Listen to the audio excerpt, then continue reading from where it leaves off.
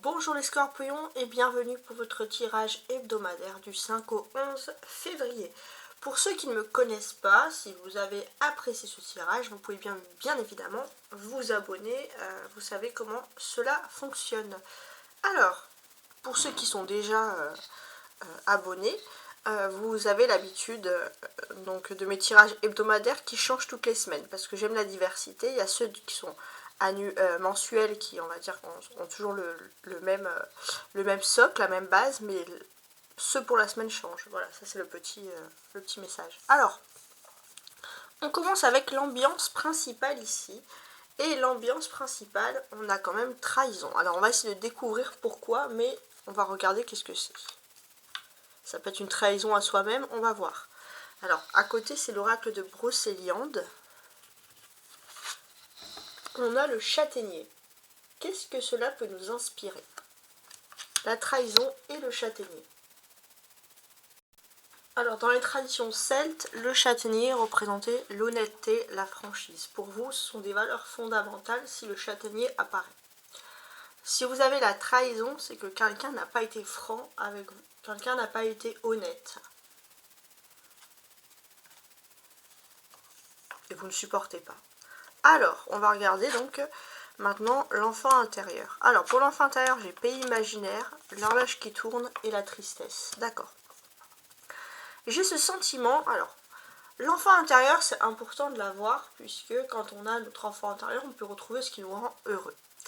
Et vous, peut-être ce qui vous rendait heureux quand vous étiez enfant, c'était vous imaginer un pays imaginaire, un endroit, etc. L'horloge tourne, donc oui, le temps tourne.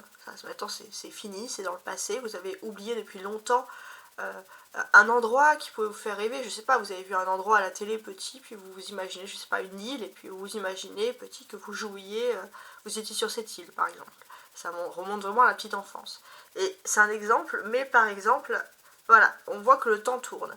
Et parfois, en fait, il est bon, et vous oubliez que quand vous êtes triste pour quelque chose, il est bon de vous rappeler, pas forcément que vous allez jouer sur cette île parce que vous êtes adulte, mais de vous rappeler qu'est-ce qui pouvait vous rendre heureux. Si par exemple c'était un paysage de montagne, je sais pas, mettre ce paysage en avant, voilà, qu'est-ce qui vous rendait heureux, quel lieu vous rendait heureux pour pouvoir retrouver justement votre enfant intérieur et oublier cette tristesse.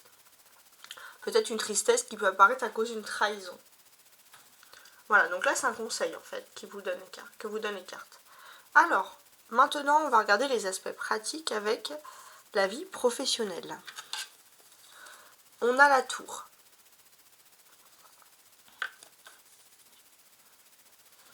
Alors, cette semaine, au niveau professionnel, on peut voir que vous avez quand même les influences de Mars. Les influences de Mars, elles sont très positives puisqu'elles vont parler de mouvement économique, de réussite financière dans votre lieu professionnel. Vous êtes un carrefour important de votre vie. Au niveau professionnel et également matériel. On aura après la carte spécialement matérielle, mais là on voit que tout est quand même lié.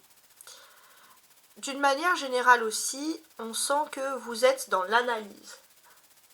Dans l'analyse, dans la protection, vous regardez les nouveautés, on vous sent alerte.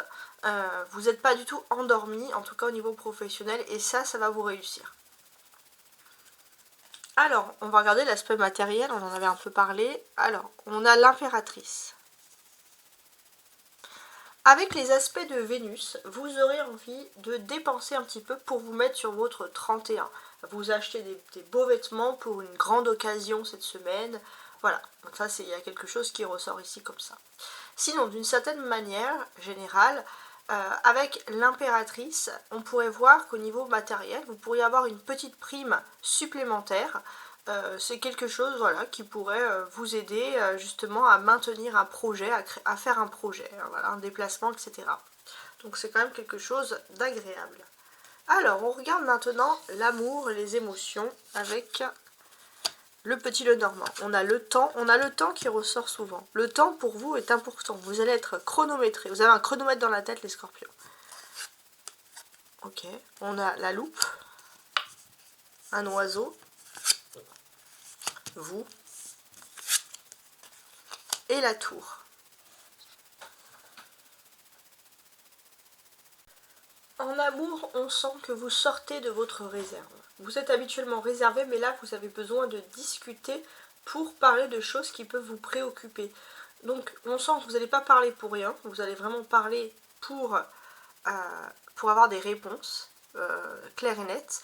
Avec la loupe, on voit également que vous êtes dans une analyse. C'est-à-dire que oui, vous allez avoir une discussion, et après cette discussion, vous allez analyser tout un par un.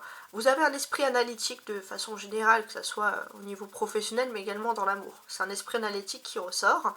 Et avec le temps, on sent que vous allez rien oublier de toutes les paroles. Quand vous allez avoir une conversation, vous allez garder tout en mémoire pour pouvoir, dans le futur, analyser, revoir un par un tout ce qu'il faut voir. Voilà, tout simplement. Tout ce qu'il faut analyser dans cette conversation amoureuse. Donc voilà, on sent que si vous parlez, vous ne parlez pas pour rien. Voilà, à bon entendeur. On va regarder maintenant ce que pense votre crush. Parce qu'on a toujours quelqu'un en tête. Alors, vous avez manque de confiance en lui ou en elle. Aide. Peur de l'engagement.